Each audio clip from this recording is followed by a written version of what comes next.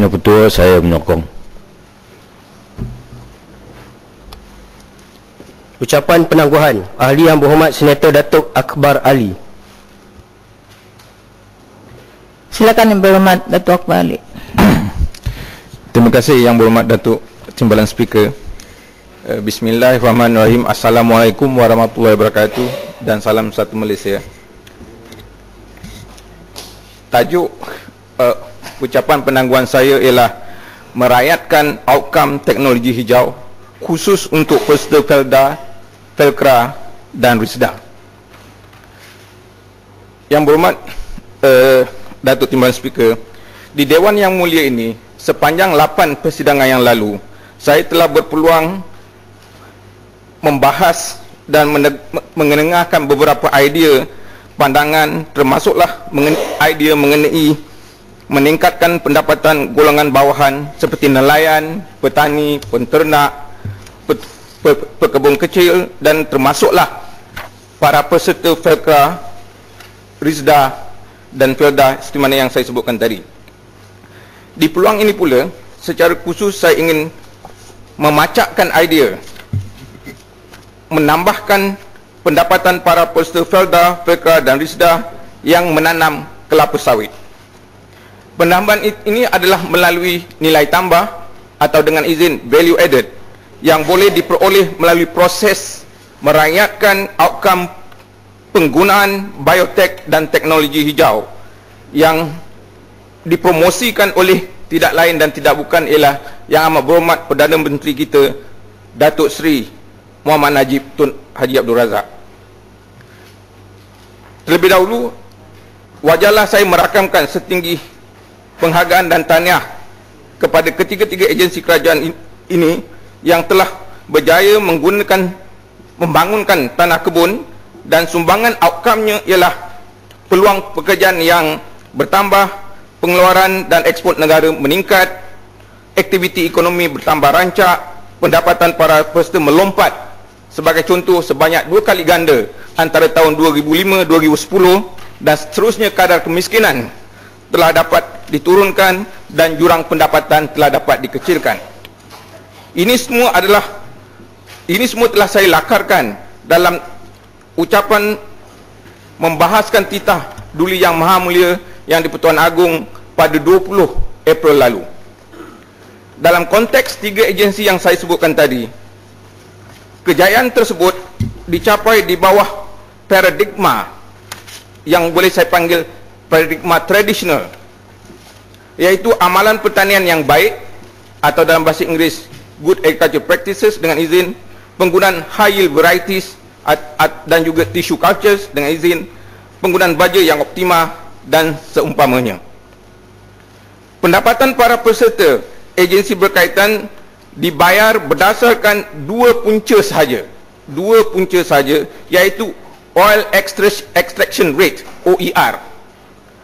OER daripada buah sawit satu dan OER dari palm kernel ataupun isi rong sawit yang kedua, yang mana kadarnya ialah bagi buah sawit sebanyak antara 16% ke 20% dan isi rong sawit OER-nya ialah antara 4.5 ke 6%. 2 punca dan OER tersebut telah digunakan sejak 30 tahun yang lalu. Ia tidak ditambah baik dengan merebut pelbagai faedah yang dihasilkan oleh biotek dan teknologi hijau yang berkembang pesat. Yang demikian, berlakulah ketirisan dari segi pendapatan para peserta dan juga hasil agensi kerajaan yang berkaitan. Manakala pihak lain yang arif, yang tahu memanfaatkan teknologi tersebut meraih keuntungan yang cukup besar.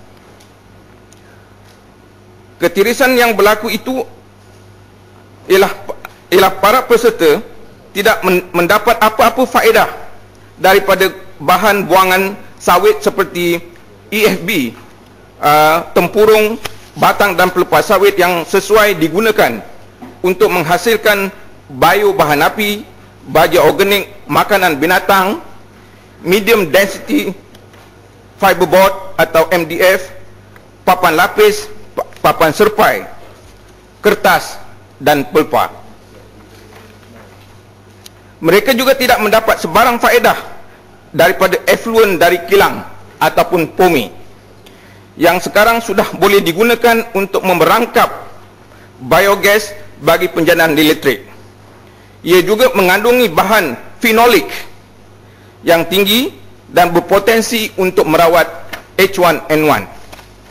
Bahkan gas buangan ataupun waste gases juga boleh diperangkap untuk diproses dan dijadikan fly ash bagi mengurangkan kos untuk membuat konkrit. Justru diusulkan di Dewan Yang Mulia ini supaya pihak pengurusan tertinggi di ketiga-tiga buah agensi itu memulakan inisiatif merangka roadmap untuk merakyatkan outcome penggunaan biotek dan teknologi hijau itu supaya para peserta turut mendapat faedah daripada teknologi hijau dan biotek ini. Roadmap ini mestilah mendapat input dari pakar-pakar seperti daripada MPOB dan juga pakar daripada estate swasta kelapa sawit, estate kelapa sawit swasta dan juga daripada para pengilang minyak sawit. Roadmap itu hendaklah mengambil kira, saya cadangkan 7 perkara yang akan saya bentangkan ini. Pertama, merealisasikan ataupun menterjemahkan konsep apa yang dipanggil waste no waste dan juga from waste to wealth agar pendapatan para peserta meningkat ekoran kemajuan di bidang biotek dan teknologi hijau. Kedua, mengkaji semula formula yang diguna pakai dalam penjualan buah tandan segar ataupun dipanggil BTS. Ketiga, menggalakkan pembinaan kilang sawit, kilang minyak kelapa sawit yang berkemampuan ataupun berkonsepkan zero waste effluent yang seterusnya dapat menyumbang pada pengurangan GHG ataupun greenhouse gases dan seterusnya dapat mengurangkan pemanasan Malaysia dan dunia. Keempat, menyemak semula kontrak jualan dengan pihak kilang. Kelima, mengambil kira nilai keseluruhan BTS yang merupakan milik para peserta.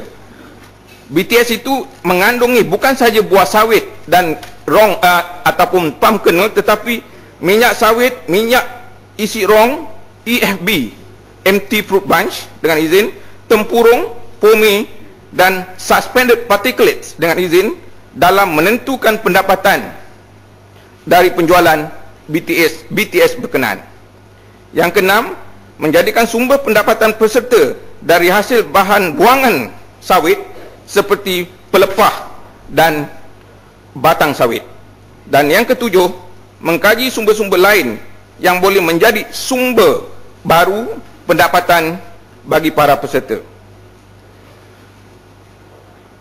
Pelaksanaan idea ini dijangka akan menjana pendapatan tambahan kepada para peserta antara 20 ke 30% yang boleh dimanfaatkan oleh 600,000 para peserta Felkra, Felda dan Rizda yang dapat menampung pula seramai 3 juta ahli keluarga, iaitu kira-kira 11% daripada penduduk Malaysia.